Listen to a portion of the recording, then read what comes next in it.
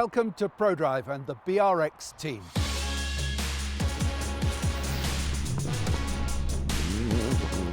I'm David Richards, I'm chairman of Prodrive.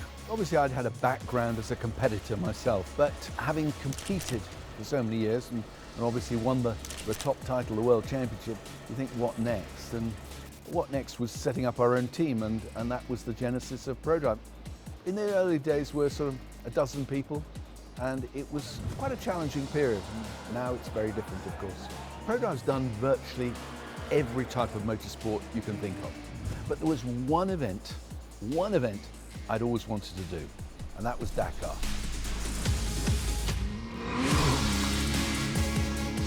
It's extremely exciting to be a team principal in a World Championship, and it's a childhood dream for sure.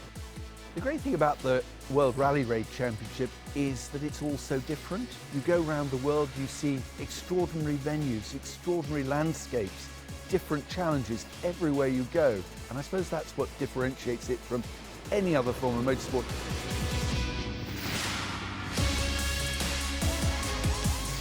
When it was announced that Dakar was going to come to Saudi Arabia, I happened to be in Bahrain for the Grand Prix. And I was talking to Prince Salman there about the event. It's an event that perhaps Bahrain should be represented on. Should we look and do something about that? And the original idea was Bahrain perhaps sponsoring a car, but I suggested that rather than sponsor a car, why don't we create our own team? Why don't we create a Bahrain team with a car that we designed with the purpose of winning Dakar?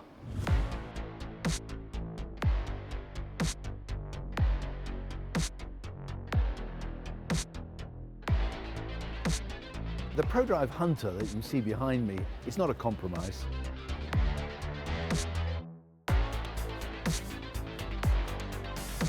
We started designing this car way back in 2019. It was in the previous T1 regulations for cross-country, and this is the second version of it, which is a T1 Plus. And basically it's a 4x4, 400 horsepower, 2 ton, 2.3 meters wide, which is pretty massive. We're limited to 170 kph as well by regulation, which is kind of a safety thing which you can understand. One of the big changes from the T1 to the T1 Plus is we went to much bigger tyres, so we went from 32-inch tyres to 37-inch tyres. We also went to much bigger suspension travel, which enables us to lift the car slightly. We could have gone two-wheel drive and had a lighter car, but we went for four-wheel drive. We thought four-wheel drive was the direction to take. The two-wheel drive cars require a lot of management. You have to be changing the tyre pressures all the time, live from within the car. The good thing with a four-wheel drive car, it's a much more capable package in reality, and it really allows the driver to have that kind of, I wouldn't say easy, it's never easy, but takes that certain level of extra headroom off their processing really. Motorsport is going to have to behave responsibly. So we looked at, for instance, the bodywork in the car. The bodywork's actually not made from pure carbon fibre anymore, it's made from natural fibres and is recyclable. I like to think of us as pioneers when it comes to biofuels. I remember when we started to talk about it early on, everyone was a bit sceptical whether we could do this. A bit of a risk, I guess, but something we thought was the right thing to do.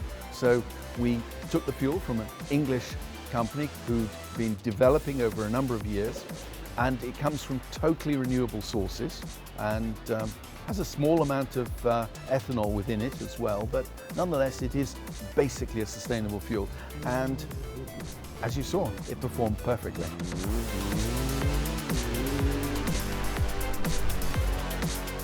I've worked on many projects over the years, but this is one of the ones that gives me the most sort of pride.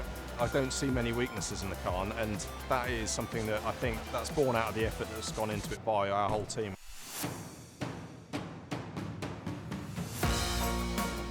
People often ask me what differentiates ourselves from the competition. How do we make ourselves special? How do we get that last bit of performance? This is not just because we have a great driver. It's not because we have great engineers. It's because we are a team.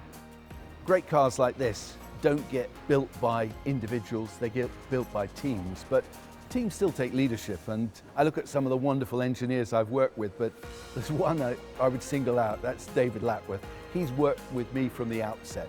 His role, David Lapworth's role, has changed over the years. No longer is he behind the drawing board, looking at every detail. He's just overseeing the whole thing, training and developing young engineers, which is what we need in this business. So I guess you can see his fingerprints on the bonnet.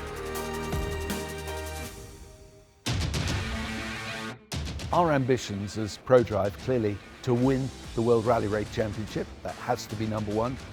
We're doing the first full season of the World Championship now, and we're still learning. We went to Dakar, finished second and fourth, so I'm sure we can do more.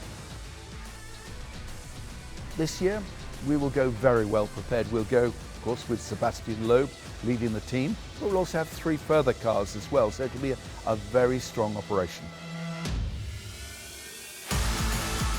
If I didn't go to another race circuit again in my life, I wouldn't be too concerned.